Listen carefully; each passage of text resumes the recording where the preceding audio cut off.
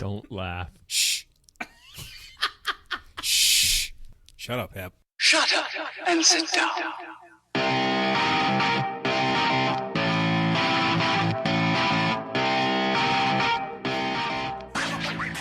Number 5 is alive. Nice software. My blanket is complete. Long handles, banana seat. More input. I like my blanket. Beautiful. I am alive. Thought schoolwork on in the day, yeah. You are listening to the Dialed Podcast with Matt Lee Grand, Evan Price, Lance Hepler, and Jake Von During. Always laugh when you can. It is cheap medicine. Enjoy the podcast. All right. I promise teach karate and fighting. Always last answer. If come from inside you, always right on. No need to stop for gas. Concentrate, focus, power. Remember balance. No mercy. On my bike. White train. So I won't have to fight. You think I'm talking about breaking the law? No, I'm just trying to figure out how far you want to bet. That isn't how we fly. I get paid to be suspicious when I got nothing to be suspicious about. I like my bike. I know you'll do your best to protect the firm. We have faith that you're going to be with us for a long, long time, Mitch. Fact is, nobody has ever left us. Nobody. All right, welcome back to the Dial Podcast. I'm Jake Von During. I'm here with Lance Hepler. Sir Lancelot here for your Sir Lancelot. here to Every save time. the day. Every time something different. Something different. That's good. Keeps on our toes. All right, I'm trying. Lovely. Just right, Matt LeGrand. What's up, ladies and gentlemen of the internet? I just say the same thing over and over again until someone smiles. I'm still. It doesn't make Oh, much. they're laughing. They're laughing at you today. That counts. I'll take it. It doesn't take much to make me smile, so Yeah. don't read too much into it. The wind blew the wrong way. He's happy about it. Backpedal. Who wants to go first? You guys want Rochambeau? On your mark. I don't even know what I did. Get set. Lance wins. So I'll let's go. go. Yep.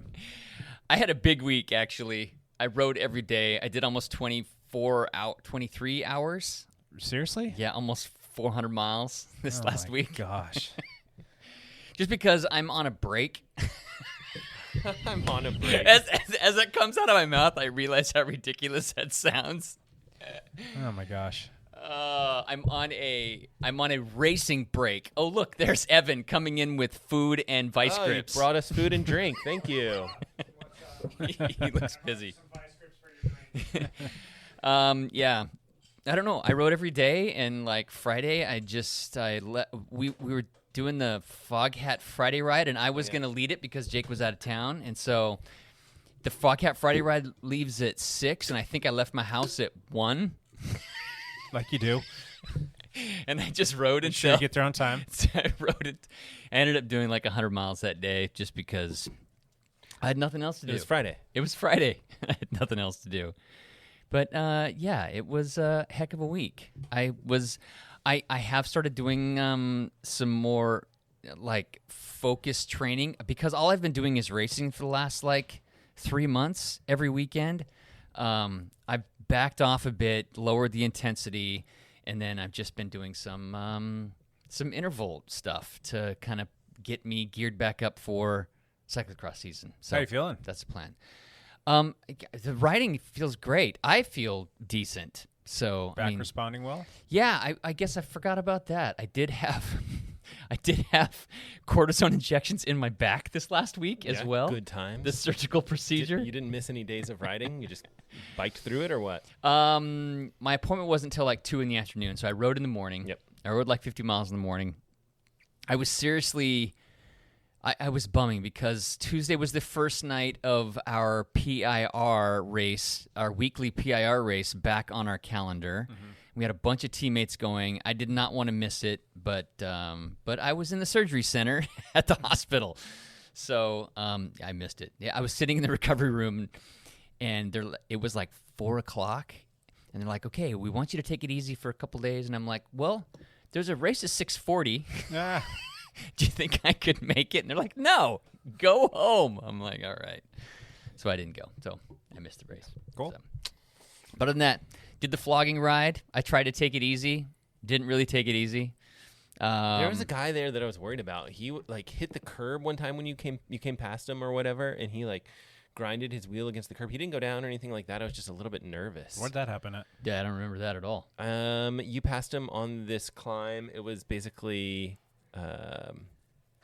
Was it the first half or the second half? No, it's kind of like the second half. I was only there for a little bit of the ride. The fog hat ride or the the flogging? The flogging or the fog hat? Fog hat. Oh, you're talking about the fog hat ride. Right. Yeah. Oh yeah. Yeah, there was a bunch of newbies there, which is that's what that ride's exactly for. what the ride is it's for. exactly what the ride's for. Somebody dropped their chain, and it looked like he was like a middle-aged man. And when I rolled up to him, he was actually like 14. Oh wow! But with glasses and a helmet on, he was somebody's kid. I'm like, oh, he didn't know anything about the bike, and his mom was trying to help him and helped him get their chain back on. Okay, I don't remember who that probably was. the Floyd family or something like that. I don't know who it was, but anyway. Huh, all right. Yeah, that's it. Moving on. I rode a lot. Yeah. Job.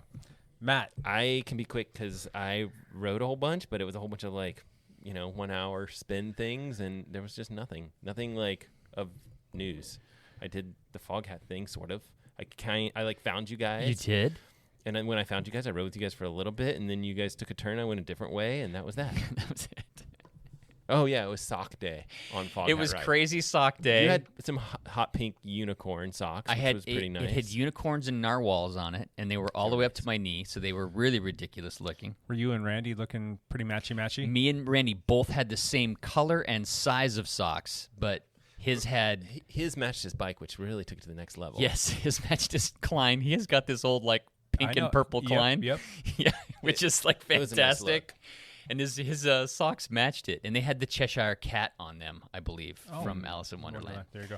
So who won? The socks were won by the Wick father. Tracy? Is that the is Tracy Wick? Yeah. He had socks that had faces of his kids on them. Yes, I saw that. And they were two different color socks with two different kids' faces. He won going away. It was maximum embarrassment level for his kids. It was That fantastic. is rad. Yeah. I love it. I had Superman socks on with a cape that came off, and I kept thinking, this is going to get stuck in the gears. It's gonna get stuck in the chain. And I don't know if you've seen these socks. I think have I have. a I think cape. yeah. I've worn them before. I have Batman ones Yeah. that were like that with a cape. But I couldn't find them. And you're like, they're going in the gears. They're going to get caught in the chain. So was And- Tracy stoked on the black Yeah, and white stripes? Was like a pink thunderbolt or something Yeah, like that? this has a pink thunderbolt and a bunch of black and white stripes. He was pretty funny. There was 15 people that wanted to be in the competition for the socks, so it was fun. That's good. Well attended? Yeah, it was well attended. Good. It was a good group. Cool. Yeah. Yep. I didn't really have much of a fantastic week to talk about either. I didn't get to do the old PIR because my bike was still broken. Yep. Yes. So I did the mountain bike ride instead, and that was fun. We did the flogging ride. That was supposed to be uneventful, supposed to be an easier, let's ride with the B group kind of thing and kind of come off the gas a little bit. But that ride ended up still being a little bit. Here's what happens. I think that I don't know how to say this. I think Jake and I have more pull than we think we do. I don't know about that, but because me and Jake both said, "Hey, right before the ride started, we're going to take it easy. We're going to ride with the B group instead of the A group today because I'm trying to take my intensity down a notch." Yeah. And Jake just wasn't feeling all that good last week. And it was a good week for us to kind of ride with the B group. So we decided to ride with the B group, and as soon as we rolled up with the B group, about 7 other people who normally ride the A group all came with us. I'm like, "What are you guys doing? We have a race this weekend." And then, so of course it starts kind of easy. It's the first 3 miles, which is usually heart in your throat. Yeah. It was it was comfortable. It was nice. Yep. And then after that, it was game on. Yeah. Yeah. It was game on. So it wasn't really any easier, even though we rode with the B group. Yeah, but we got to the regroup spot, and then I was there for maybe a minute, and then the A group rolled up. I'm like, holy cow, because I know that They got us. we went pretty hard, even though we weren't supposed to, and I said I wasn't going to. But it came to find out that they actually left about 2 minutes early. So Yeah. cheaters. Plus, Guy Van was there, and Tonk was there, Yep. and it's not going to slow down that. No. Okay. I don't understand Tonk. How does he do what he does? I don't get it. Okay, I realize that he's only like 24 years old or something. He's pretty young. But for the last like 9 months, he's ridden maybe 10 miles a week. He's done hardly anything because he is in medical school in Spokane. He's very busy. He has a kid, a newborn kid, so his personal life is very busy. So he's hardly riding, which is totally understandable. She turns 1 year old pretty soon. So It's already 1? Yeah, she turns 1, I think, next month in August. But he comes out to these right. He comes out to these rides, and he's still crushing it. I think the one thing that you said there was age, 24 years old, and maybe he's doing some secret training that we don't know about. That is Who knows, possible. right? You also, once you, I don't think it's like this as much with biking, but like once you're at a certain level, it's always easier to like get back to that level. Look, if I rode 10 miles a week or 20 miles a week, what it looks like Tonk has been doing for the last year, I would gain 30 pounds. Yes. And he hasn't gained a pound. Nope. And I don't think he could gain weight if he tried, though. I think that's just like his body type. He's been back on the bike pretty consistently, though, for the last 3-ish weeks, Yeah, maybe 4. I he's mean, had this summer some of break. that's going to snap back pretty quickly, and I'm guessing that because we're inside of 30 miles on that ride, that he's still got enough pop that if we'd stretched out to 60 or 70 or 80 miles, he might start to show that medical school has been on his first and foremost agenda. So, I don't know. He's also got a long way to go. This medical school stuff is just the tip of the iceberg. Correct. Poor Tonk. Tonk, Yep. we feel for you, dude. One down. I was just like One down. impressed. Like, what the crap? Well, that's just I'm Tonk being killing Tonk, myself all year, and Tonk comes out after taking the whole year off, and he still is dropping me. Yeah. But I'm an old broken Yeah, man. you should turn 24. Maybe I should turn 24 maybe instead that's your of problem. 52. So this year, finished with the flogging, and then went camping. Went camping up at Trillium Lake. With How was my that? family. That was fun. It was a lot of good times up there. We did a lot of supboarding and fishing and a little bit of hiking around and rode my mountain bike a little bit. And yeah. Did you catch It's any a fish? beautiful lake. Yeah. Beautiful lake under the shadow of Mount Hood. Yeah. Yeah. It's so It's- picturesque. You're probably up there at like, I don't know, 3,000 feet of Yeah, altitude or something like It's that. not too far from government camp. So what's the elevation there? Government camp's only about 4,000 Yeah. feet. Well, And it's Trillium's about probably the same. The Trillium. It goes back downhill a little bit to go to Trillium, so you have to climb back up maybe 200-300 feet to get to government camp. I rode up by there one day and just kind of meandering around. So you caught some fish. Yeah. Did you guys cook it up and eat it? I had it for lunch that day. Wow. Kids loved it. Yeah, That's it was good. awesome. A little bit of butter in the cast iron pan, some salt and pepper, and a little bit of garlic salt on there. And I crusted it with, mind you, something very good that actually I've never done before. But I was looking around Bike like, what else? chain grease. Well, that would have worked. Could have oiled the pan up really well. We had some Cheez-Its, and I crushed them up, and I crusted the bet trout that's with the amazing. Cheez-It. My kids are like, "Oh my gosh, this is so good!" It's gonna be amazing. Yeah, it was pretty. So if you're in a pinch, Cheez-Its, man. Cheez-Its. Yeah. I think Cheez-Its just if you're in a pinch on anything. Just add If you're, Cheez-Its you to have it. flat tire you can't fix, Cheez-Its. Just cramp some Cheez-Its in there. It works as a tire plug. Mix some saliva with it. It makes a paste, and then you can plug your It works as a tire tires. sealant. Nice. That's what I use instead of stands. I don't have orange seal. I have Cheez-It seal. 10 times better. It's so much better. So which bikes did you bring? Just my mountain bike. Just one bike.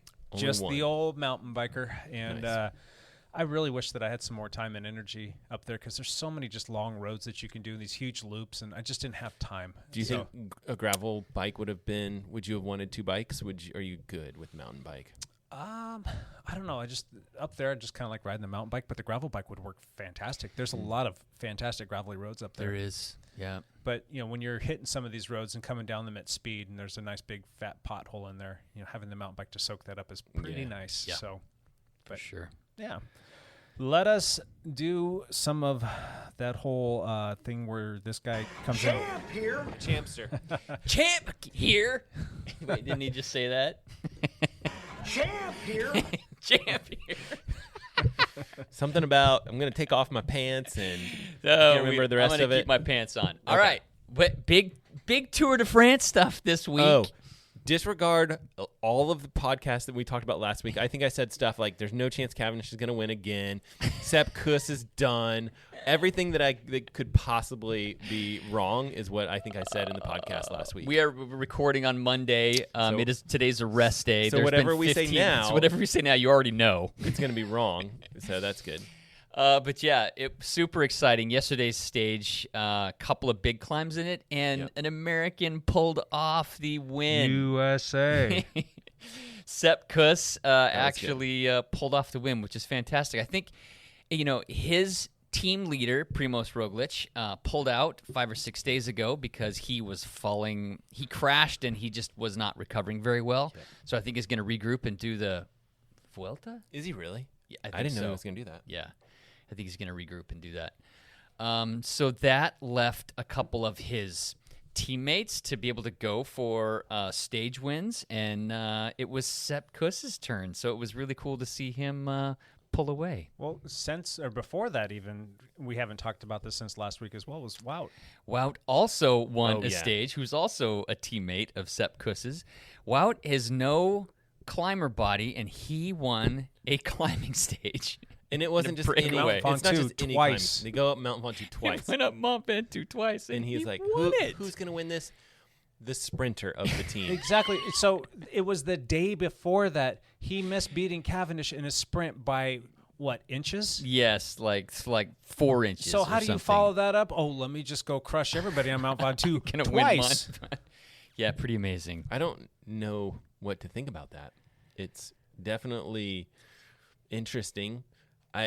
Some guys are just built different. I don't, the fact that he did that, it should immediately have us thinking like that he's a Grand Tour contender.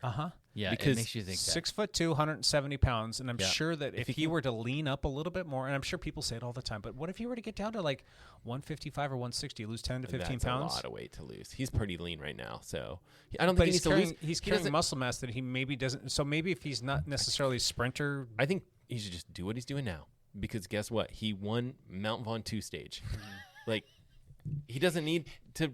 I mean, he can beat all the climbers. Like, if you're a climber, that's the stage you want to win. Yeah, and he's not going for him in the past because he's setting tempo for Primoz Roglic. Yep. He's working. Right, he's working.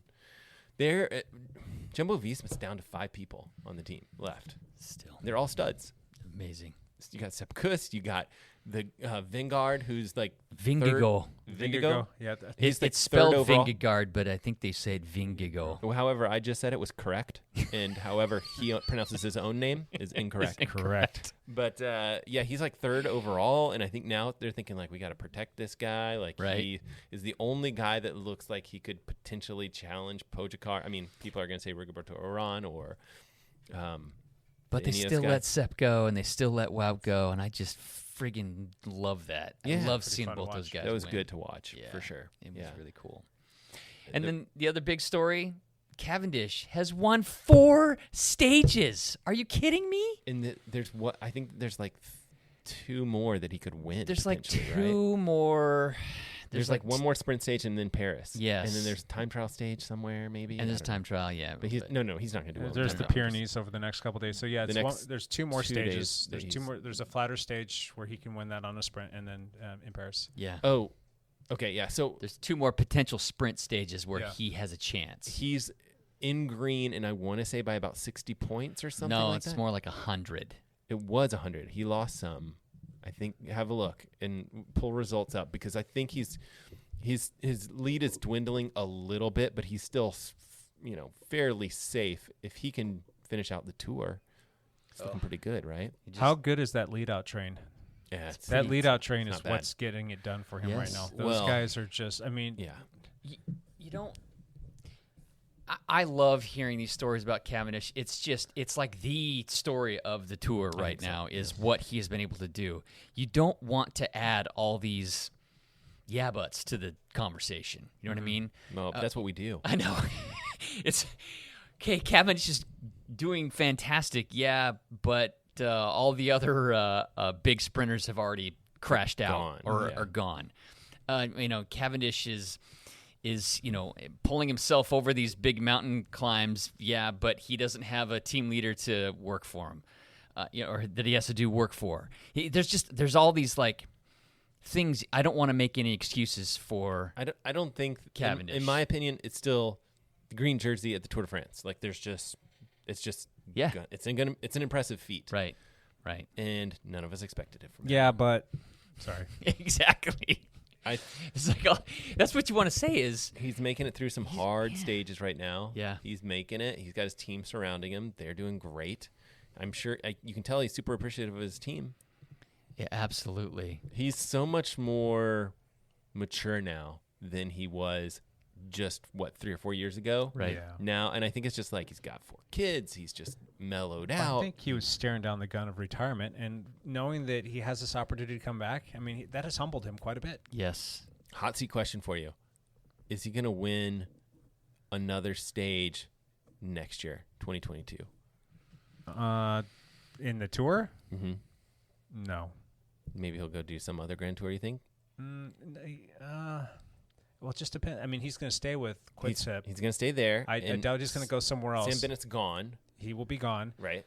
We all know that. Who else or are they we going assume. to have come sprint for them? I mean, Who else is going to sprint for they've got Quick-Step? deep pockets for sprinters, though. But I mean, he would be the guy. I would say no, he's not going to do it next year. But then that's what I said a week ago, and here he comes. He wins a couple more stages. So now nobody saw this coming. He barely got on the team this year. The fact that he's won 4 sprint stages, you just couldn't expect that to happen. Everybody wrote him off. Everybody. He's going to win the green jersey. Even isn't with he? the team Yes. that he's on, if you've got a healthy Sam Bennett on a different team, and you got a healthy Caleb Ewan on his team, he doesn't beat those guys. No, I know. He just doesn't do it. Or DeMar, or Kristoff, or Buhani, or I mean, look at all these sprinters who have all they're gone. They're gone or not there. I mean, or Sagan, or I mean, even though he's off a step. But yeah. So here's another question for you: what if Wout wanted to just solely focus on the green jersey? The green jersey. Would you take him over, or take Cavendish over him? Well, or he doesn't have a lead out like Quick-Step does. But I think that if he was does solely he need focused it? on that, I think he's a better athlete right now, and he's going to wheel surf, and he'll make it happen. It's true. And how I old don't is know. Wout? 27? Something like that. He's 19. He's 14 years old. I think he's 27. He's 14 years old. He wins mountain stages and sprint stages. Nothing in between. And cyclocross world championships. And time trials. Yeah, he can pretty much. I'm telling you, man, World Tour, he needs to just go for it. Just pick up one of those yellow jerseys for a little while, just for funsies. Well, just kind of go back on Cav. Nothing happens in a vacuum. I mean, this is still like extremely difficult to win these stages, right? Yes. I don't want to take a thing away from him for the fact that he is winning, because you still have to put yourself in the right place. You still have to be able to get to the end of these races. You still have to beat other people who are talented in their own right. Yes. The horsepower is just not there right now, and it just so happened to be that he's there, and this is an opportunity that he's taking full advantage of, and good on him. Yes. It all just aligned for him this year, which is just fantastic, and it's something that nobody anticipated happening. Do you think he's going to win another stage? Yes. He'll win one more. Good. And that'll be the record. And that'll be the all-time record. And I'm going to go out as far as to say he's not going to win the next one. He'll win the last one in Paris. Really? And I think that if I were him, pull a John Elway. You just won the Super Bowl. Walk away, baby. Yeah, I'm done. Yep, be done. That would be cool. That would be cool. That's what I would do. Because Man, I don't think that he's going to have the same opportunity next year, and I just don't think it's going to happen. He's going to be another year longer in the tooth. All of these other sprinters are going to come back. Some of these faster, younger guys are just getting faster and stronger. But then you're sacrificing this huge paycheck. There's that. He can do endorsement deals, I'm sure, forever. Yeah. But there's plenty of other money-making opportunities. I would look at the bank account and be like, do I need to pad this? No, I'm out. And he may not need to pad that. I mean, he's done well over the years. It's interesting with the contract with Quick-Step, they didn't really have money for him. This is from me listening to Johan Bernil's podcast on The Move. But from what I understand is Quick-Step didn't really have the money for Cavendish. Yeah. But he brought a sponsor that kind of covered his. Nice. Oh, really? Yes.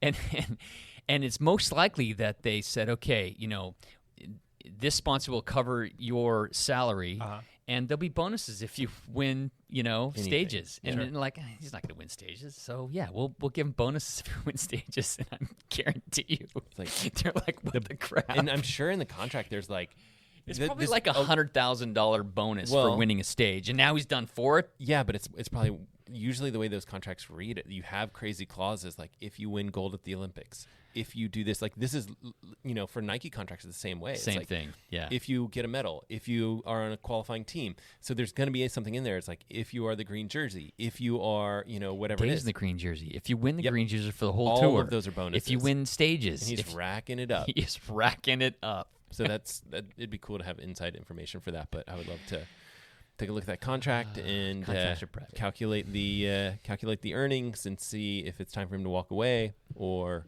How much more earning potential post-racing do you think he would have if he were to walk away at the highest of highs, winning on the Champs-Élysées and getting the all-time record for stage wins, and then just walk. And walking away, and then having that be everybody's last memory of you, and then how you're going to market that versus coming back for another year or two and being like a pedestrian Chris Froome? How do you market it though? What do you do? Like what he can do whatever he wants. He's a fiery little personality. There's a series of crits through Europe. Those are that are like the setup races or whatever. They're like WWE criterium races where they're kind of set up who's going to win, but they bring in all these Tour de France winners and they do it and they pay him huge appearance fees. So he'll make a killing at that. So you do the crit series just to you do that for sure. Make the money and to wave your sign autographs and do all that stuff. And they sell entry into those races. Or whatever. Like the spectators pay to watch. Yes. It's interesting. It's not right, exactly. But I think also there's paycheck there for sure, but that's just like 1 year. I think Jake's thinking like, what do you do 10 years from now? Are you still endorsing bikes? What do you do? Where's the money? Specialized is cutting him a nice little check every year, don't you think? Absolutely. And they probably have winning clauses in their contract with them as well. Yeah, and then there's TV broadcasting stuff that he could do. Yes. Yeah, there's TV broadcast. I think a lot of pros go that direction. Yeah. I'm sure that, there's plenty of different people that would jump at the opportunity to have him in there. I mean, the commentators that the NBC guys have, I mean, none of those guys were really truly sprinters, and I'd love to watch him over Horner, but that's just my 2 cents. Yeah. But, well, I've got certain feelings for that, but like, I also think there's appearance fees for speaking events, and that's I think the standard route that people go. And he's like he's a superstar in the Isle of Man in England and Great Britain where he's from. He's a superstar. People are going to know him anyway, so you can, which he deserves, and he's going to deserve even more after this. Yes. Yep. And I've come around to like him more. I was really not a huge fan because like I saw him hit with his helmet a couple times in years past, and just like the way he would fight for the finish line and stuff like that seemed dirty. And so I always kind of had a bad vibe. And I do think he's mellowed a little bit. I do think that he also leads with his head a good bit when he shoulders people around. Did you watch him after the stage when he won his last? He did. He talked about that, how it's like safer to use his head than it is his shoulder. Yeah. That's he said, nice. but he's like, my shoulders are so small. I can't. He has really narrow shoulders, so he's like, that's why I hit if people I with lean, my head. if I lean with my shoulder, it looks like it's my head. Anyway, I don't know. I think I saw him like take out Peter Sagan one time with just his helmet. It was just there was the whole bit where with that. Well, there was the one where Peter got relegated from the race. He got kicked out of the race because they're saying that he flicked an elbow, but it was actually Cavendish's hood that caught the elbow of Sagan, and as he came into basically into Sagan, they came into his space. Cavendish is ultimately the one that caused that. Right. Peter got in trouble for it, and then he sat there and cried all day long that Sagan was trying to take him out when in fact it was him. Lost respect from him there. And then what he did to John Degenkolb back in, I think it was like 2014 or 2015, put him on the deck as well, just like totally just took him out. Look, you can't be a sprinter and not fight for position. There's an aggressiveness there, but there's also a line in the sand that I don't think you should cross. Right. It's not worth jeopardizing a guy's health or his career because... But it's the guys who are aggressive like that are going to win more races, period. I think that there's a difference between like using your shoulder to fight for your position and versus using your helmet, and I think that he crosses the line, and I think that it's a habit now, and I think that that's what he just does. He's like, if he's sprinting and there's a position thing, he's going to throw his helmet into you. Yeah. Like that's just like not even it's reactionary at that point, right? Because that's what he's done into him. That's what he's done for 30 years. I don't know how long he's been racing, but yeah, that's interesting. I don't know. That's crazy. Anything else tour related you want to talk about there, champ? Let's see. Who do you think is going to win this thing? I think that's a foregone conclusion. We just assume like Well, let's ask this question: is there anybody that you think that can dethrone Pogacar right whatever now? we say right now is going to be the exact opposite. Because Start probably taking notes, before yeah. Wednesday, when our podcast comes out, Something that will have already something happened. will have happened. Yeah. So I just don't see it happening. What is there? 6 stages left? 5 or 6 stages well, left? there's two Tomorrow's big. 15. So yeah, There's 2 big mountain stages left. Well, is that right? It ends next Sunday. Yeah.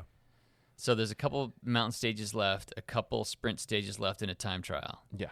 Yeah, I think that's I it. think that's How pretty far much off is Vingegaard? He's in second place, right? 5. He's in third place, actually. Or he's in third place? Rigoberto Iran is Rigoberto's second. okay. He's at like 5:08 back, and Yeah, then, it's 5:18 and 5:28 or something like. They're close. and like Carapaz is a also- second off of Vingegaard. So it's there's like There's 3 guys. there's 3 guys at 5 within minutes like back. 10 seconds, but they're 5 minutes. I mean, back. it's should be basically going to be 3 guys fighting for for podium, the spots. Yeah. That's what it looks like. I don't know. I don't know that anyone's going to unseat him. You know, the way that Pogacar's his trainer is talking, he hasn't even really tested himself yet. Yeah, I know. He's just That's been scary. kind of He looked a holding little back. cracked, though, on the Mount Ventoux. Mount Ventoux, He yeah. did. Yeah. He lost like 40 seconds to Vingegaard in a kilometer Uh-huh. on Ventoux. Uh-huh. So, I mean, you can't. Was he just because he wasn't worried about him because he was, 5 minutes back. 5 minutes back, or is it? I I just don't see anybody He doesn't unseating seem him. like the type that would let someone go 40 seconds. That would, like. Right. I'm gonna go with that guy if he's. He seems like the guy that likes to go. Like just like Yeah. give me an opportunity to go fight, and he seems like the guy that would do it. He still sprinted at the end of the Ventoux Yeah. stage where he had nothing to gain by sprinting. But like he was in a group of like 6 guys and he Right. sprinted to beat all 6 of those guys and it didn't they were like It was all at the same time. it was all the same time. Yeah, you all Didn't- get given the same time. No, yeah. I think he'll crush the time trial. I mean, He won the other one, yeah. it's not a big time trial though. It's short, right? Well, it's not a foregone conclusion that he's going to win. I mean, there's It's not. mechanicals that All right, are going correct. to be possibilities. And I don't think that there's a team tactic or some sort of super rider out there that's going to be able to put that kind of time into him. But it's not done until you're in Paris and you cross the Correct. I think the thing that everyone's looking at, I think all these riders are thinking about Wednesdays, like Queen Stage, stage 17, and it's mountaintop finish, and it's there's another huge mountain in there, and it's like that's going to be the big one, and that's where you could put 5 minutes into someone if you're going to put 5. If there's something big's going to happen, I think it's there. Tomorrow's stage is hilly with a downhill finish, so it's not a mountaintop finish. Gotcha. So I Yeah. think that if it's anywhere, it would be Wednesday. I mean, weird stuff happens, like there's breakaways, but still, I just think, Wednesday, like everyone. The reason why it might not happen is I think everyone's looking at it and everyone's going to be trying to cover moves, right. Where those same guys, those same 4 guys might just finish together up the mountain, like no one won. It's Right. but Pogacar already has 5 minutes on everyone, so he won. But it's I really someone hope they will break. beat the snot out of each other. That'd be so much fun to watch. I don't want this to It's be gonna some It makes it more pedestrian interesting. strolled into. Wednesday's going to be interesting Yeah. to watch. It'll be fun for sure. I If hope it's so. If it's Wednesday, I think it's Wednesday. So, Yeah. if we don't think anybody's going to be able to get him, and we've talked about the 3 other guys that are contenders for the podium, we don't really care about that. What do you think the margin of victory is going to be for him? Do you think it's going to shrink quite a bit between now and Paris? Or do you think it's going to stay the same, or do you think it's going to grow? If I had to guess, I would say it's going to be 5 minutes. I think it's going to just stay the same because He's just going to maintain? What he needs to do and what he's been doing is just like, I've got 5 minutes. I'm just going to cover every move. And that's all he needs to do. That's all he needs to do. Until he gets to Paris. And he can work hard on the time trial because he'll want to win that stage. Yes. And he might you're not going to put a ton of time into anyone at that point, but you'll put a couple more seconds, but it's still 5 minutes. It's maybe 6 minutes, 5 or 6 minutes. I don't think it's going to be. He's going to outride all those guys on the time trial. He's going to gain minutes. No, I don't think the time trial is long enough. We need to look at the distance of that because whatever it is, maybe he puts half a minute into some of those guys. Yeah. But still, that's just, that's not a ton of time. So this is what makes the tour fun. Just watching all I'll tell this you what, stuff. man, what made the tour last year amazing was that last time trial stage. What the heck, man? That was an all-time that was the best. forever classic moment. Yep. I mean, I was driving I was driving last year too. Driving and watching, you're like, No, I was about to go through a canyon and I was watching it live. did you stop? I stopped. I pulled over I'm like, Brandy, I'm sorry. We were headed, I don't know where we were going. We were going to Utah or something.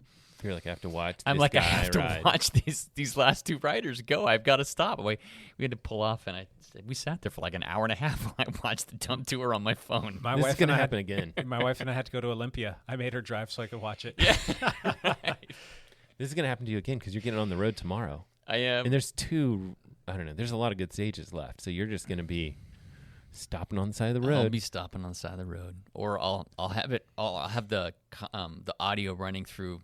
Yeah, that'll work. The speakers, so I can hear what's happening. Hopefully, you have good cellular connection so you can stream that tour.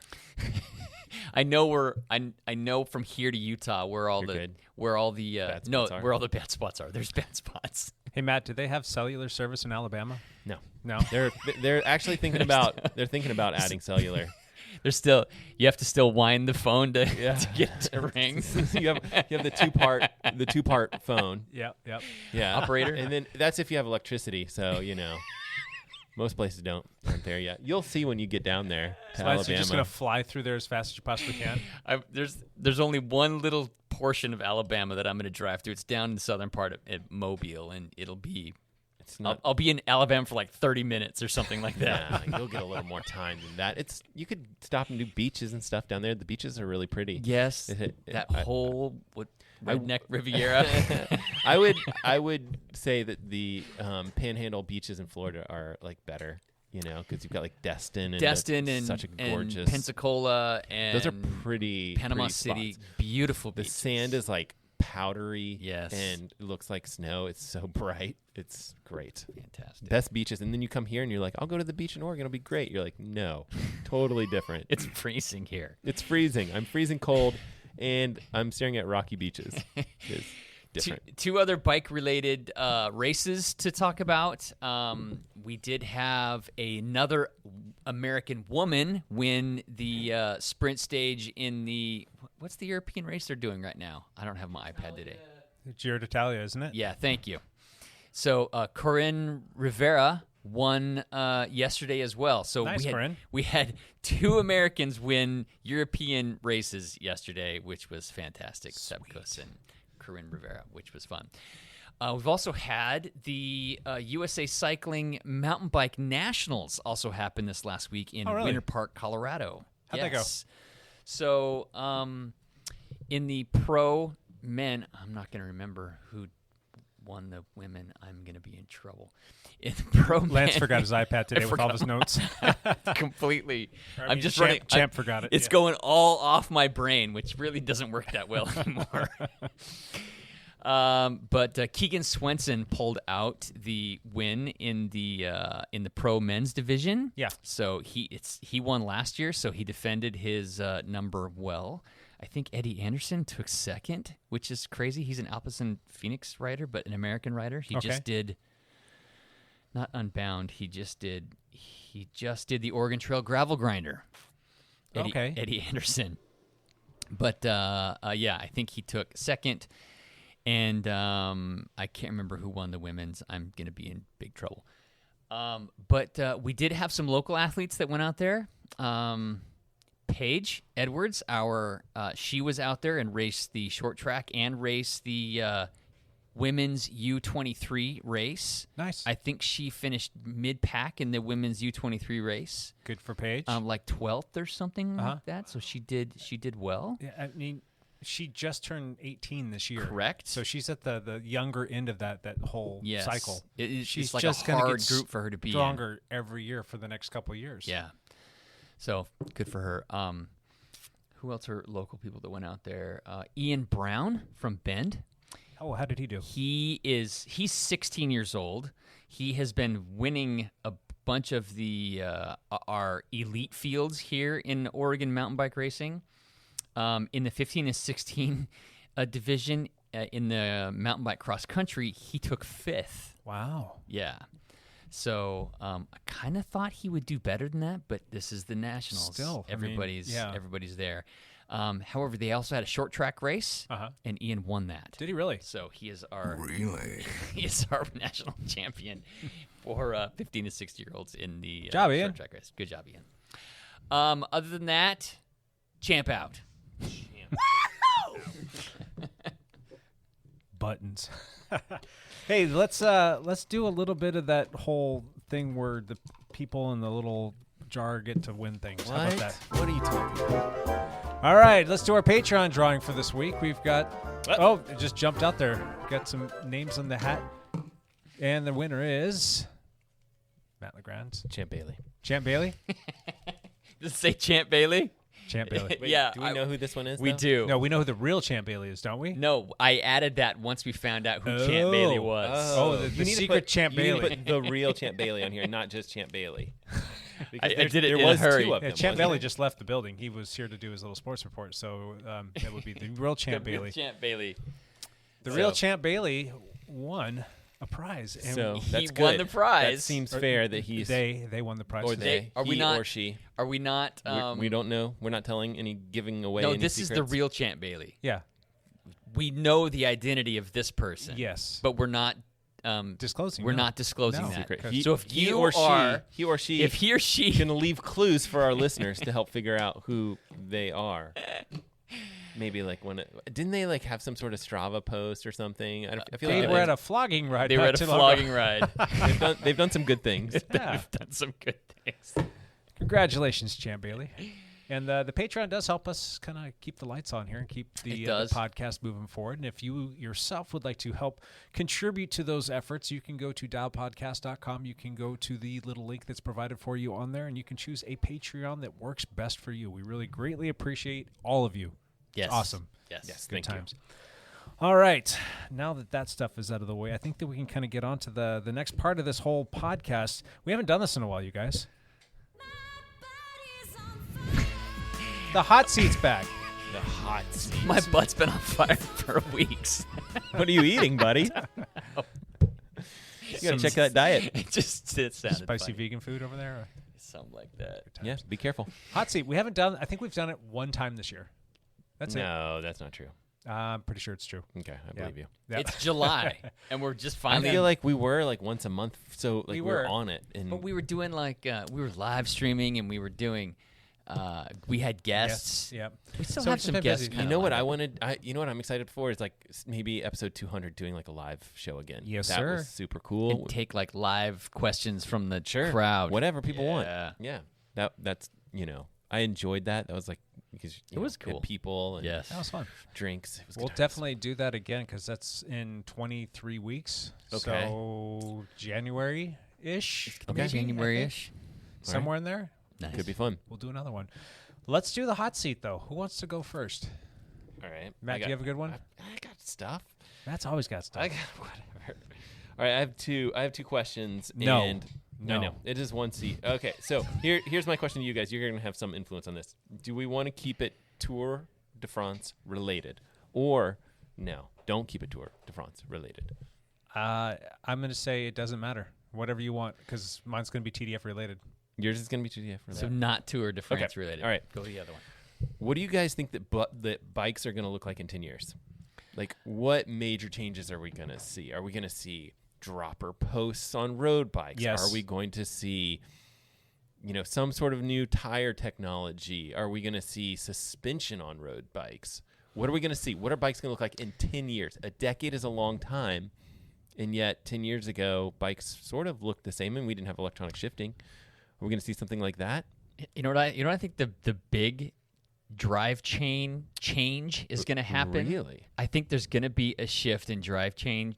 Do you think it's going to be that Change. weird whatever? It's going to that be a was- gearbox gearbox. instead of Belt drive. maybe not belt drive. Do you think it'll be like continuous shifting where like your car does? right? But Right. there'll be a gear. There'll be no chain. Yeah. There'll be like a spinning axle that goes into different gears Well- that can all be protected behind a box, so that you still get the right power transfer, but you don't get any chain stretch or chain slap or chain issues. You take the chain out of the Equation. equation, it could. And now, there are prototypes of this that Right, have they happened. did one 2 or 3 years Ceramic ago. Speed that did that? I think so. Yeah. Or they bought. I But don't remember. just too complicated just yet. But once they get that dialed in and figured out, and you don't have to deal with the chain anymore. Chains are efficient little devices. True. We've been on chains since bikes were really rocking. I mean, this would be a big change. It would be a big change. But if they can figure out how to do that and not have to deal with chain issues, I think that could be a big change. That was what I was going to say, and I would have to agree with What? you. I don't know if it's necessarily going to be the drive shaft setup. I don't know if there's too much weight there or if it's too complicated or whether. I think that it might be more of like a belt-driven with an internal gearbox that could potentially work, but I don't know exactly how that would work given the fact that the gear range that you would need and how things would work. I don't know. Well, I tend to agree. There's though. something there. Something in the drivetrain that's going to change. Now, I've heard whispers, and I don't know if this would be something that I would really truly want to rely on, but Lance, you've been riding on ETAP for a while now, right? Yeah. Electronic wireless Yeah. shifting. Yep. Yeah. Have you ever had a single problem with it other than a battery dying? No. Okay. What if we had electronic braking? It was all electronic. There's no hydraulic line involved. God, I would love to get rid of the friggin' hydraulic line. But it's another battery to worry about. But I guess... Yeah, and that could be kind of a bummer, too, if like your battery died and you're trying to stop going down a hill at 50 miles an hour. I'm sure they could put some sort of fail-safe safety gap in there. Maybe if there was some sort of mechanical override. Because I you don't know. die then. I don't know if they'll go brake. I don't know how they're going to do braking necessarily, but I do. I agree with the gist that more electronic, more wireless capabilities are going to come into play. I think you can do things like, basically you could do some detection of road conditions based on, the power meter in your pedals. There's very interesting technology that you can do based on that. You could do, of course, you've got like wireless dropper posts and things like that. Yeah. That could easily get worked all the way into road bikes. Yeah. And then all of these little wireless pieces can communicate together, right? Where it's like your power meter pedals are detecting road vibrations and they're sending information to your shock system and even your dropper post, and They already have that on mountain bikes, the wireless No, like the detection of road conditions. Yeah, like and smart to brains. adjust specialized. Yeah, they have Specialized has like smart brains on their mountain bikes where it adjusts your suspension system. that's right. According to They have a trail name for it. conditions. Brain something. I can't remember what the name of it is. I don't remember what it is Yeah. either. But I could see the whole wireless system coming into play, and just I don't know about wireless braking though. That would be a question mark.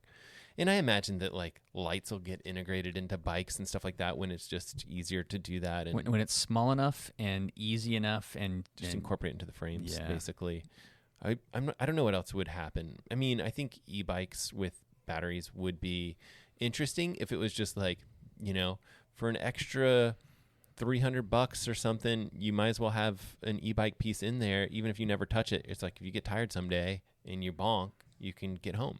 Right. Who knows? I don't know. I don't know what's going to happen. I mean, if The there's motors get smaller, the batteries get there's more no weight efficient. penalty to There's it. no weight penalty if to it. If there was no weight penalty to it, and you were like, it's $300, and you just have this in your backseat if you ever need to turn the switch, would you do it?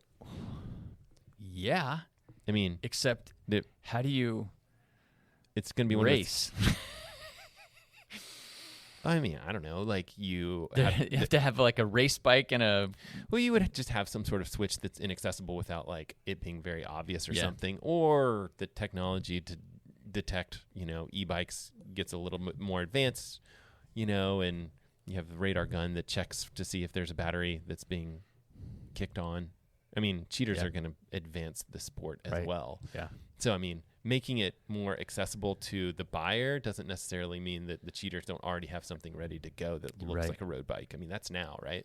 So, What about what like Canyon, for instance? That's a Yeah, good example Canyons. of like they're doing a lot of direct-to-consumer stuff. And if you look at like when a Canyon bike comes, how they can be a little bit more adjustable, a little bit easier put together, and just some of the basics that they do to make the bike easier to ship, easier to put together, and to have a little bit of adjustability built into something like a stem or a seat post or something along those lines. Maybe not the seat post, but there are certain little nuances there that they're changing. I could see there being a big push to make the bike easier to ship and to assemble for the layperson. And that would make sense. I would see that they're going to try, because you have to imagine that a lot of people will order a bike and they'll say, hey, I want a 56, and then they get it and like, well, I probably should have ridden a 58 or a 54. Yeah.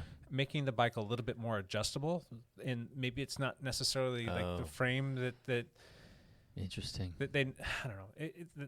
You can make the bike still kind of fit the person with a bigger margin of error, I guess you could say. So that would be something interesting. along those lines, Bigger margin of error for frame adjustments would be Yep. really interesting. I wonder how they would do that exactly, but that would be super interesting to see.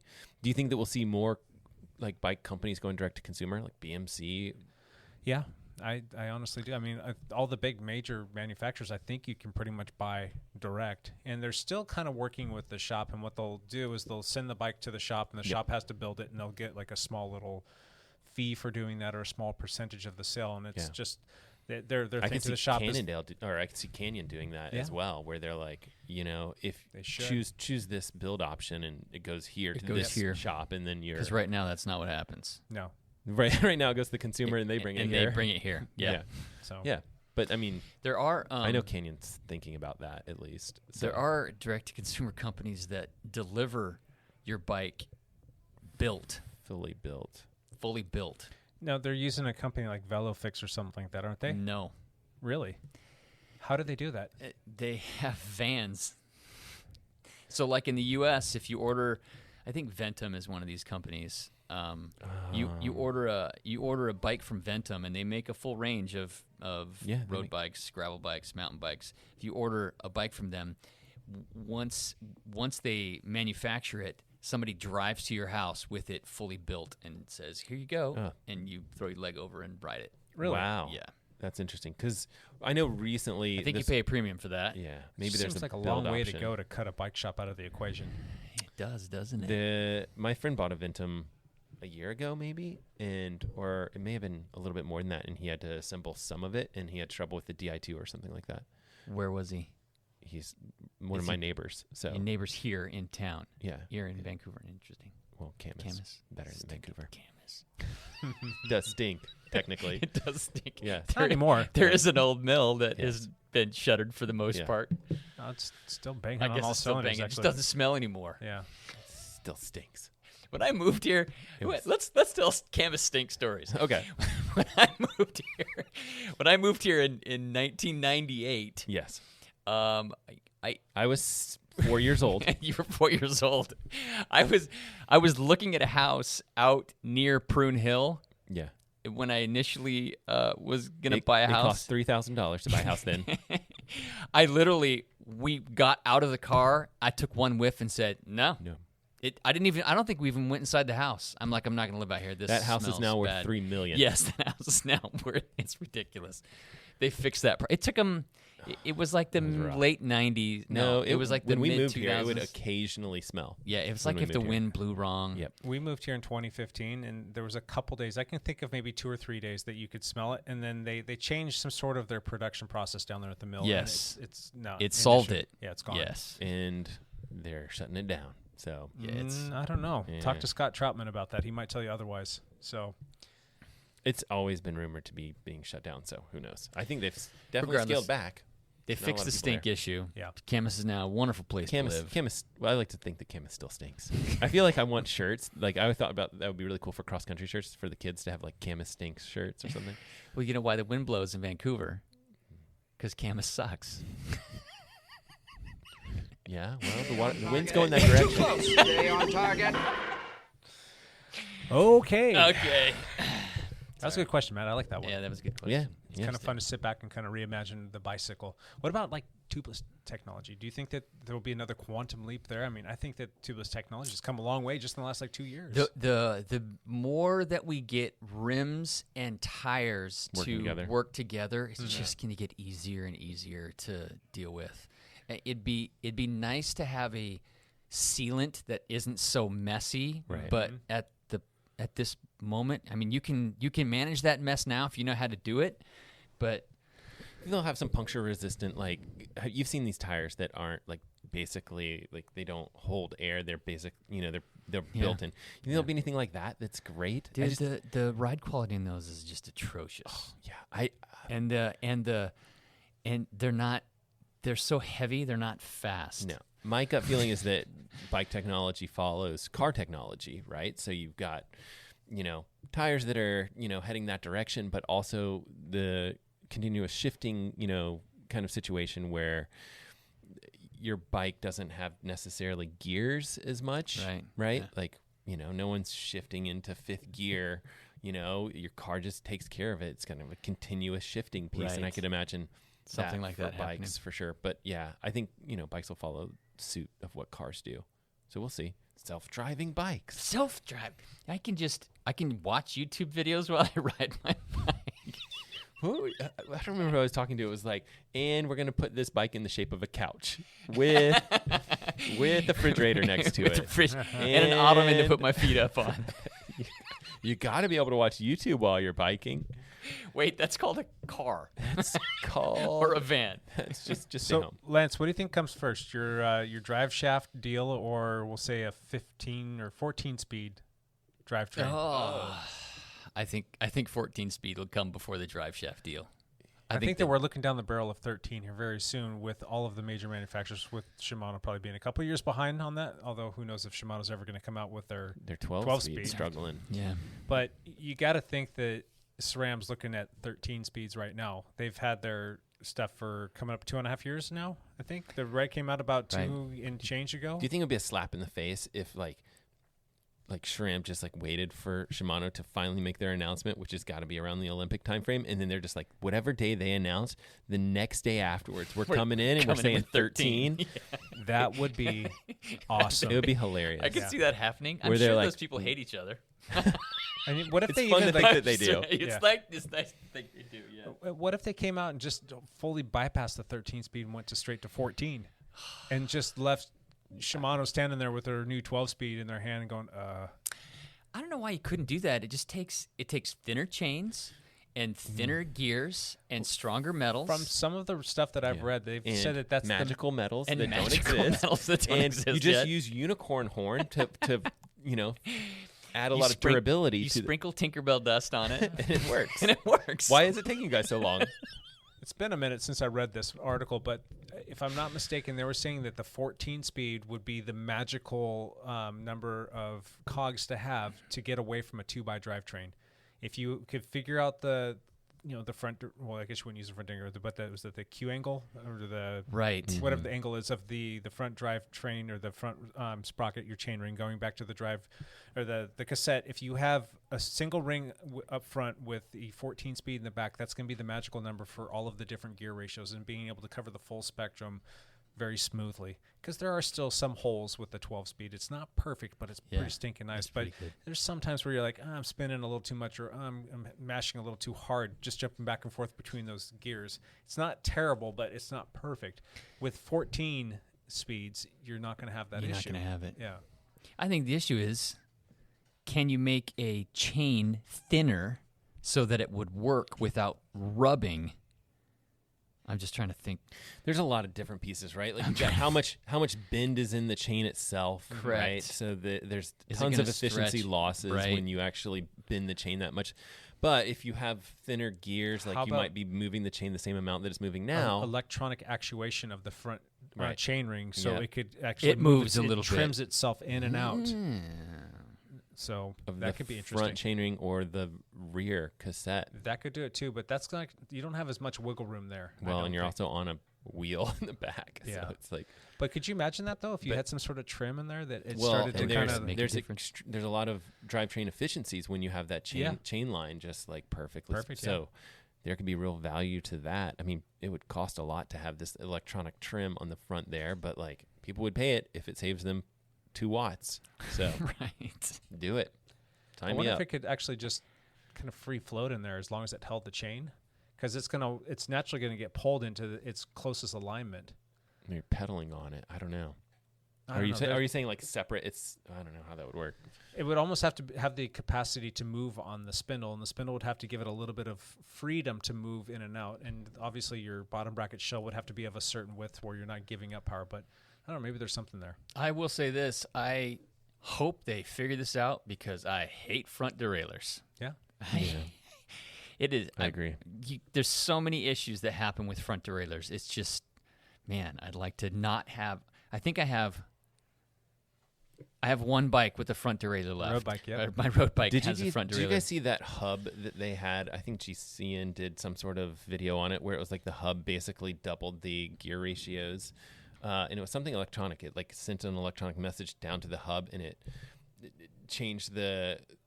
There was basically an additional. You're basically doubling the gearing of the whole setup from inside the hub itself. It was super cool. Oh, wow. I'll send links, or we'll put it in the show notes or something like that. Interesting. I don't remember the name of the hub, but I was like, yes, please. That looks fantastic. Right. Yeah. Cool. Whatever you can do to get away from that. Which makes sense to do. Right. Makes sense to have like one bike in the front, and then you still have whatever, Some double kind of- whatever you have in the back. Yeah. It's all taken care of in the back section of the bike. So. Oh God, here it comes! Oh, hot, hot, hot, hot, Hot seat. hot, hot, hot, hot, hot, hot, hot. You're subjecting our listeners. Lance, it's your turn, buddy. That sounded like me this morning. Evan loves too that many too. prunes We for miss- breakfast. Is that the problem? Anyway, Lance likes the poopy talk, so here you go. Okay, mine is kind of Tour de France related, and it has to do with Mark Cavendish. We know that Mark Cavendish has struggled. He has been vocal about his struggle with Epstein-Barr virus and depression and anxiety issues he's had over the last few years. Mm-hmm. How do you guys deal with mental health issues? Put my head in the sand, pretend like it's not there. That sounds like a Keep normal working. male. Yep. Okay, that's not the answer. I'll talk about that a little bit. That's something I've dealt with a lot over the last couple of years, especially now that like we just had that topic of talking about race anxiety, and that's a little bit self-serving for me to want to talk about it. And in the same breath, I'm like almost don't want to talk about it. And by doing that, you're just ignoring it. But I figured if we put it out there, maybe I can like use that as a springboard to get a little bit more, Yeah. I don't know, confident or help or whatnot. But it's hard for me personally to want to go out and race bikes because I don't want to sound like a big Sally Pants, like, oh, you're scared to go out and race, but I don't want to get hurt. Like, you have no idea how much that sucked for those years, and it still sucks to this day, and to make that worse and have to go through that again. Right. And it also kind of sucks that you get to a certain station and you're doing really well, and all of a sudden everything kind of gets taken away from you. And you're like, am I never going to get back to that point? And I don't want to go back out and be subpar, not be where I know that I can be. I know that sounds a little bit like... I'm totally dealing with the same thing where I can go do a triathlon race and participate, but it won't be the same. Well, and there's a race next weekend, so yeah, I can... Okay, so with both you guys, it's just like Cavendish, who had these phenomenal years, and then he's had 5 years of suck. Yeah. That's a long time. So Jake is dealing with year 3 of suck already because of this car accident and not being able to really get back on the horse yet. And there's a lot of different moving parts and pieces to that and why that's happening. And with... You got a lot of problems. So I guess my point is everybody has issues. Oh, yeah. How do you deal with them? I mean, Matt, state champion, world-class runner. 1997 state champion in Alabama with 4 other runners. Anyway, I'm sure it's extremely frustrating for you because your running ability and level was pretty high up there, Matt. Pretty amazing. I think what you have to decide at some point is, for me at least, is like, do you want to run anymore, even if you're going to suck? Exactly. And then you decide yes or no. And if it's no, that's fine. Like, see, I just quit. Well, when I started having issues with running, I just stopped. Well, running was never your thing, right? It was but not. But if your choices were, I'm going to suck at biking, or I'm going to quit biking, what would you do? How would you do? Like, I can be...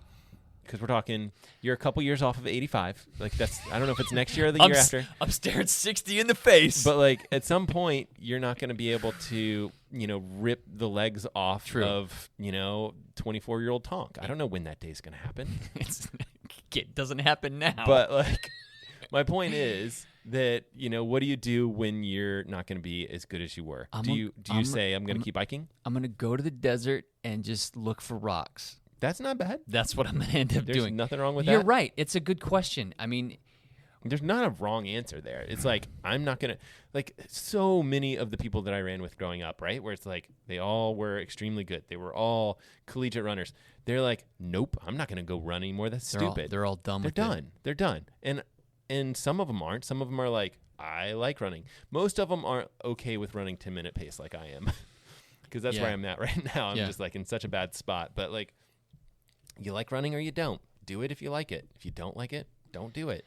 No big deal. I got to say, what spurs me on at the moment is that I can still compete with the other old people my age. Yeah. I can still compete with them. Well, and that's the beauty of age group anything, Yeah. right? Where they've done this with, road races for years. And it's like, man, if I can go do well in the 40 to 45s, that's awesome. Right. I'd love to do that. But, and the same thing, when I've gone through stretches, like when my back was really, really bad, man, I felt awful. Yeah. I did not feel good. I'm depressed. What am I doing? Well, I guess, and I think part of my issues is a lot of my self-esteem were results-driven instead of process-driven, right? How did I do in this race? Yeah. My last race is not my... A lot of our identities have come from that, though. Yes. You just kind of start to buy into that, and you have to remember there's more to it than that. Yes. And you also think there's that like back of your mind thoughts like, oh, these people are judging me based on my latest result. And no one cares. You're right. No one cares about your latest results. Like, they like you or they don't like you. Correct. And that's hard for me where it's like, I'm going to go do some triathlon and someone's going to comment on some video like this guy's some jackass that can't break, an hour in a sprint triathlon. I'm like, well, look at my results from a couple years ago. Right. Who cares? But like, it's hard to get over that chip on the shoulder of like, I used to be good. How long do you get to wear your credentials on your sleeve, though, of like what I'm you gonna once, like, when the has-beens, So that's the other question. Is like, okay, when do you not call yourself an Ironman, right? Where you're like, okay, I've done 3 Ironman races in my life. I've finished 3 Ironman races in my life. I've got those shirts. I still wear them. Until those things wear out, I'm going to be wearing those things all the time. And it's not because I like the Ironman brand, but like, when do you stop calling yourself an Ironman? I don't know. I think most people would say like, you tattoo it on your leg and you call yourself an Ironman for life. And I don't know if I'm 100% on board with that. I don't think that I go around calling myself an Ironman unless I'm trying to promote a video and try and like just title clickbait people. Then maybe I'll use that term. Maybe you'll use That's about it. I don't. That's a good reason. And I wear the shirts all the time because I'm proud of those past performances. But the reality is, I haven't finished an Ironman since 2017. That's getting pretty. It's getting pretty long in the tooth. So that's tough. Yeah. I don't know. How about you, Lance? You're an Answer your own question. Ironman. What do you do? You would say you're an Ironman, right? Yeah, my last Ironman was 2005. Would you say you're an Ironman? Well, I did 3 of them. Yeah. There you go. That's what you say. So, I mean, yeah, I've done it, but I don't consider myself a triathlete. You should get tattooed on your forehead, though. I swim. No, you don't. I swim 8 yards a day across my pool. Hey, I got a question for you. In the cycling world, is there, because like an Ironman, like you didn't win an Ironman, you just did it, but you get to call yourself an Ironman. Is there an event, not even a race, but just, I guess that would be a race, but is there a race out there that you get to call yourself something after you're done in the cycling world? No. I don't get to say I'm a centurion, or I'm a... No. Let's come up with one. I'm an STP or I'm a... That is the brilliance of Ironman North America for branding that properly, or however that happened. I know it's more complicated than that. But it's something specific to Ironman because even the people that do the exact same distance and they do a challenge race, they're not like... You're a challenge I am finisher. challenged. I am challenged. It's the Ironman thing. It is I am an Ironman. And so I don't think that there's a lot like that in other sports too. I mean, yeah, you are a marathoner or something, but no, it's just not the same. Right. So crazy. It's I finished a marathon or I finished STP. Right. So when you had your back injury, you were off. You were at that point in time making decisions about the rest of your career. My whole life changed. Your whole life, like about everything being a dentist changed. and all that other stuff. And you said, you know what? I'm going to retire. I'm done. I'm moving on. I'm at a station where I can make that happen now. And then I'm going to go fully committed to getting back into shape and racing. And 6 months later, we went from Big Lance to Tiny Lance that's going to race all the time, and you just made a full commitment. You did the Hepler focus thing that you always talk about. through that process, I'm sure that there was a lot of conversations between you and your wife, and I'm sure she's your biggest, supporter and cheerleader. But did you seek help from anybody else to get your mindset hyper focused on what you were doing, and to kind of find and regenerate your cycling abilities, if you will? I know what you're saying. I hate to say this, but no. Yeah. I didn't talk to anybody about it. I have a lot of mental health issues in my family. Yeah. In my personal family, in my wife's family, there's just a lot of mental health issues. So I'm pretty familiar with mental health issues. My daughter Darby is actually studying psychology and gonna get a master's or potentially a PhD in psychology, so she can help with stuff like this. Oh wow. Yeah. So, and when I was in college, my track coach actually, he taught classes on sports psychology and mentally preparing yourself. So I still was terrible at it. I still go through bits of, depression or anxiety about, what am I doing with myself? Why do I tie my personal self-worth to my last race result, which really shouldn't be the case. You should... You're more than your last race. You can tie it to anything. You can tie it. You're more than your last race. You're more than your bank account. You're more than how many bikes are in the back of your van. There's more than that. You got to add those together, and then you're good. If you add all three together, it's all good. So I don't think I did talk to anybody professionally. Yeah. With that stuff, but I have people around me that I could talk to about that. Sure. Including you guys. Yeah. Which also helps a lot. We just press record, though, and put the microphone But we let the whole world listen to our conversation. It's part of the deal, man. So I think having somebody to talk to or to talk through those things is important, and to know that, everybody deals with it. Everybody's, It's rough, and I've probably talked to you more than anybody. Yeah. On the rides that we'll go on, and for me, it's like, all right, a race is coming up. I still don't know if I should be out racing, but even if that was not the case, if it's like, all right, you're free, you're 100%, everybody says you're good to go, you can go do a bike race. The anxiety that builds up inside of me, and the apprehension that I feel inside about going to do that because I'm worried about something happening. Yeah. Like that part just puts a big giant brick wall in front of me. And then you'll get past that point of no return, and then all of a sudden you've got this full-on FOMO thing, and you've got this full-on regret and why didn't I do that? Yeah. I just have to remind myself, just go tear off the Band-Aid, go out there and do it, and then hopefully everything goes well. Yeah. But I've had a couple the last time I raced PIR, I was out there in the 1-2-3 field, and there's just guys out there that ride a little bit more recklessly. There's the youngers. It's not the Masters group, and you're like, I want to be a part of this. I want to mix it up. I want to try my best to get a great result, but I don't want to be in the mix of this and go down going 30, 35, 40 miles an hour. No. Yeah. That's not worth it. And then we had our little flogging incident where I nearly got taken out there. And so little things like that, it's like pressing pause in my brain, like, why are you doing this? I love road racing. I think it's fantastic. I love nothing more than being out there with my teammates, but why am I doing this?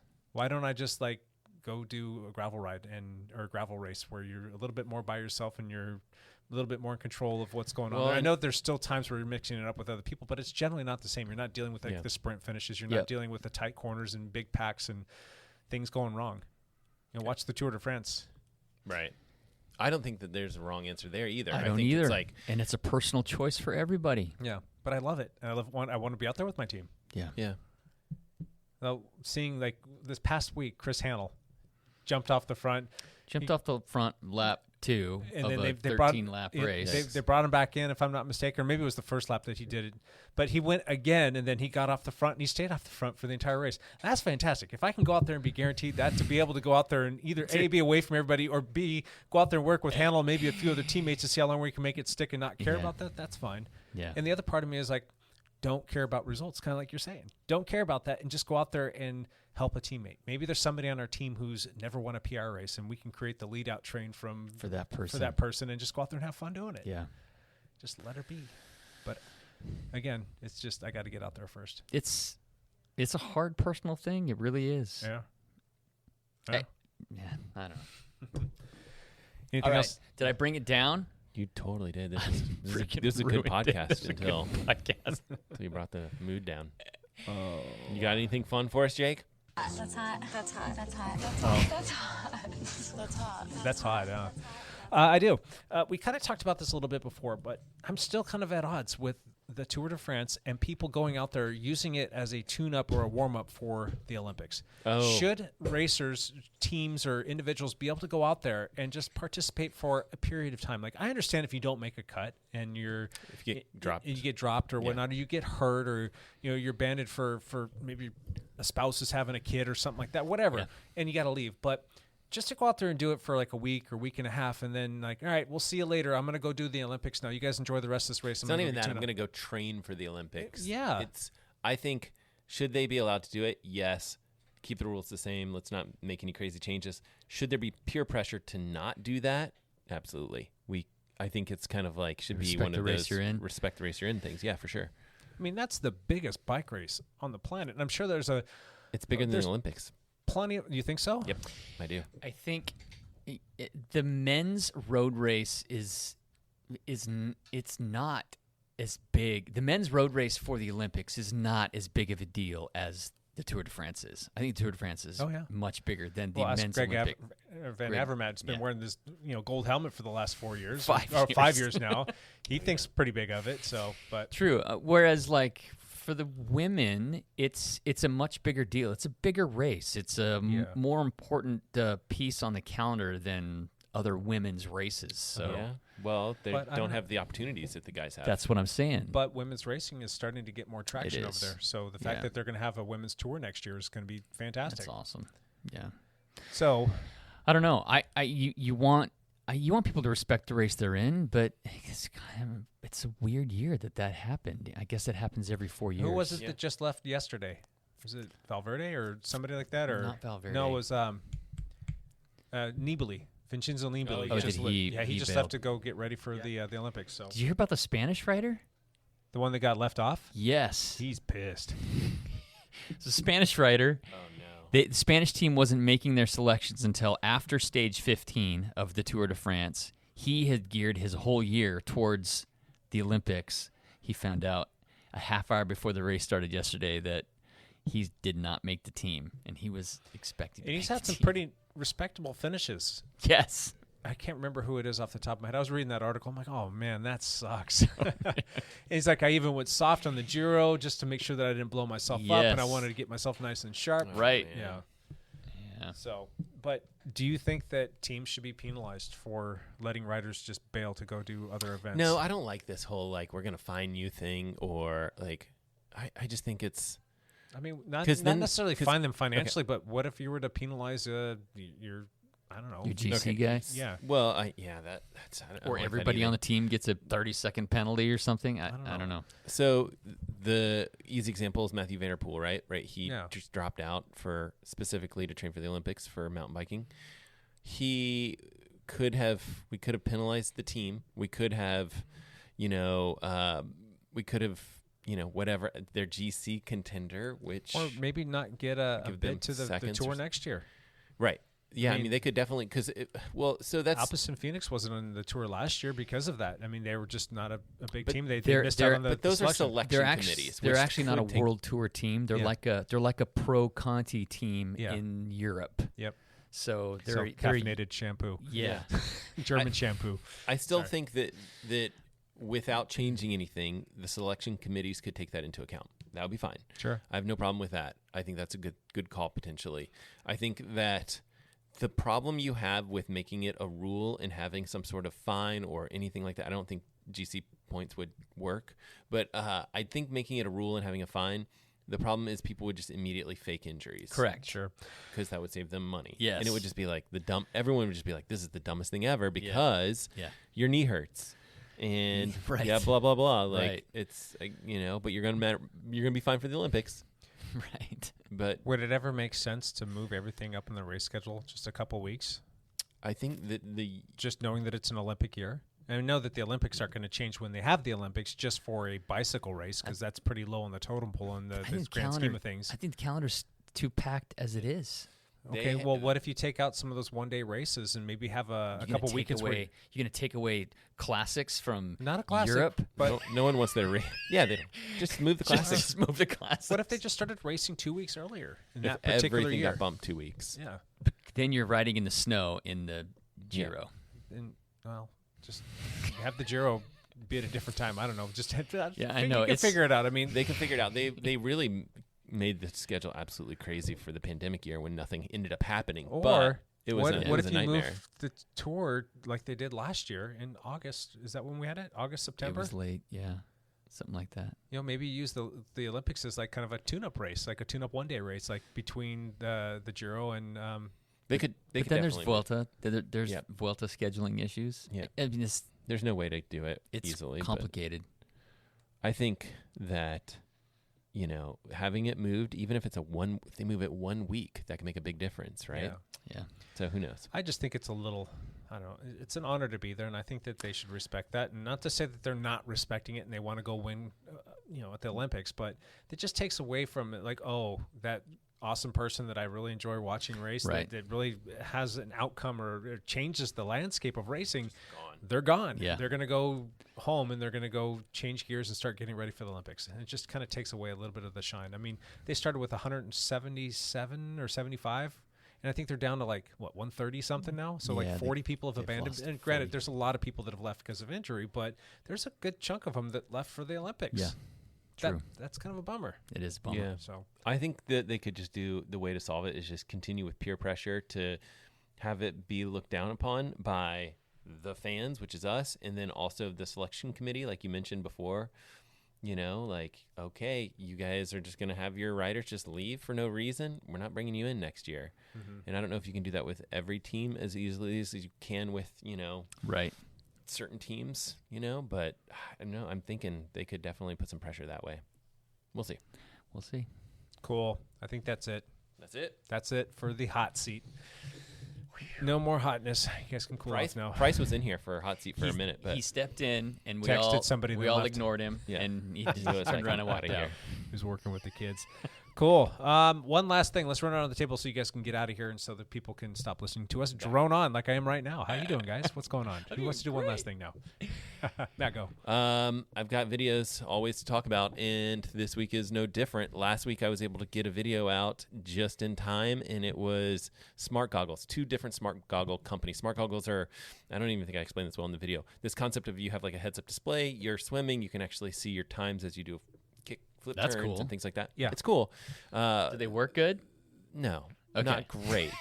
They Still working well, on that. actually, they do. They work pretty well. There's just- download information to your phone, which is sitting on the pool deck, or it has its own wireless communications don't work well in the water. Yeah. So for this example, one of them, Form Swim goggles, can do some interesting stuff like communicate with your watch. So if you're doing an open water swim, you can translate that to right in front of your eyes how far you're swimming. And it's cool. And you can actually have a heart rate monitor that sits on your temple and translates that into your thing, so you can see your heart rate and you can see your distance. That's interesting. The other one is basically more of a small screen that just sits off to the side of your goggles. And the fit and the feel of those are much more like a traditional pair of goggles. They're great. The bigger ones, the Form Swim goggles that have more features, are bigger and don't fit that well like goggles, and you run into issues with leaks because they kind of shift around. Some of that technology comes right from cycling. They actually I say, can I wear these goggles on my bike Yep, instead of my 100% absolutely. glasses? Would I look cool? There They look was shiny? a company called Recon. I think it was called Recon. And it's basically the same heads-up display technology that was from this cycling glass heads-up display system. Is that the one that Garmin bought, the Insight, if I'm Maybe. not mistaken? I don't know the backstory. But the owner of that group, I think he was a former swimmer, and it was like the whole concept was like, we're taking this, we're moving it into goggles. And he has done that. The company's been around for 2 years. I've reviewed them a couple times on my channel, but this other company finally announced another pair of smart goggles as well. And so I was putting them head to head against each other and saying, like, here's what this one, advantages of this one, here's the advantages of this one. There wasn't like a clear winner, but the basics is the Form Swim goggles, which cost $200, are, these are very expensive for goggles. Goggles usually cost $15, but the Form swim goggles have more technology, better heads-up display system, but they've got more leaking issues. This new Finis company, they're not new. It's not a new company. Those goggles cost $235, so also very expensive. Technology's not quite there, but the fit and the feel and there's less leaks and things like that. And so I don't think there's a winner, and there's always the option of saving your money. So there's that. Can you play videos on there? Yeah, you can. YouTube. In fact, you can subscribe to my channel, youtube.com/MLegrand, right from your goggles. But awesome. This week I'm hoping to do the Garmin Enduro video after 100 days and giveaway. Oh, that watch on your wrist is going to go bye-bye, huh? It's going bye-bye. And this has been one of my favorites. Really? Because it is quite nice. It's always charged up and ready to go. It just has battery life all the time. Never have to worry about it. And I am going to miss this one when it's gone. So I'll talk about maybe I'll durability and all that stuff. Put my name in the hat to win that. You should. And then I'll let you borrow it. I would be okay with that. Yeah, everyone should put their name in the hat because there's no one is. Remind people how they can win that. Family. They go to the channel, and typically in the video, I'll say somewhere towards the end of the video, like, comment below and talk about, the color of your underwear. And, people will comment on the video, and then they're entered into the drawing. Totally random number comment gets picked, and I mail it off to them. Nice. So, sweet. Yeah, it's a good deal. That works. Yep. Cool. All kinds of people just walking in the lab. Hey, guys. Yeah, come on in. Hey, Lance. One last thing. One last thing for me. I'm jumping in the van in the morning, and I'll be gone for 5 weeks. Oh, man. Wow. You should have ridden with me yesterday. I know. You jerk. We were. Oh, we just missed time. I sent you a message too late. I'd already ridden. It's my fault. So, but it's also your fault. Headed to Florida through Utah, going to Moab and spend some Texas, time in Alabama, and gonna spend at least 30 minutes in Alabama. Yep, quality time. Then to Florida, I don't know. I'm just traveling with my wife and gonna see some stuff and ride some bikes across the country. And Florida riding in the summertime. Freaking careful on those descents. The reason for the trip, we are going to Disney World for a few days. So, and then visiting my brother-in-law in Fort Lauderdale. That'll be fun for a few days. So fun. Maybe we might even go to Bentonville, Arkansas on the way back and That's do some mountain biking. Good call. Because I've heard too many cool things about that area. You should do it. Nice. That's it for me. Cool. My one last thing is that the live stream is not dead. It's just on pause or hiatus. We're readjusting things. We're just kind of coming to the thought process that a live stream that's an hour and a half long probably is a little bit too long. So we're gonna it's a little much for people. Exactly. Yeah. We're gonna go back and kind of like tweak that a little bit so that it won't necessarily be a live stream, but there will be a video component that will come out hopefully sooner than the actual podcast for those that want to watch some of the main bits and pieces of the podcast. So that could work. Hopefully we can get that to work out. But to all the people that have been watching those religiously, thank you, and we will have it back there soon enough. We're just kind of tweaking right now. Like it. Yeah, you just gotta have to play with it sometimes. Hey Evan, you want to do one last thing? Come on over here, Evan. Price, what have you been Evan doing? Price. Snag one of these microphones over here. Are you you racing next weekend? Sure. Hello, everybody. Yeah, I'm racing at Hag Lake, hopefully. I still have to, shameless excuse here is I have not built my TT bike yet back up since the Des Moines trip, so that's okay. If I have time to do that tonight, I will try to do that. Is it this Saturday? Is it this Saturday? Yeah, this Saturday. Yeah. No, Saturday's the Olympic. Yeah. Very hilly course, which is awesome. So I will be out there soon. Also, what else was I going to say? Oh, yes. We just built a rogue rack in here, too, today, which was a blast. Those things are huge and very heavy, so that was my strength training over the weekend. Nice. And my intern, Nicole, had her very last week this week. She will be gone this Friday and headed back to Virginia. So, yes. Yeah. Is it Virginia? The lab is busy. I thought she was like North Carolina. She's from North Carolina, but her school, Shenandoah University, is actually in Virginia. Yeah. Gotcha. Yep. Oh, that's cool. She's been awesome to have around. Absolutely. It's always fun to have visitors. So. Nice. All right, that's it for the podcast. We will catch you next week. Thanks for listening. Until then, bye for now.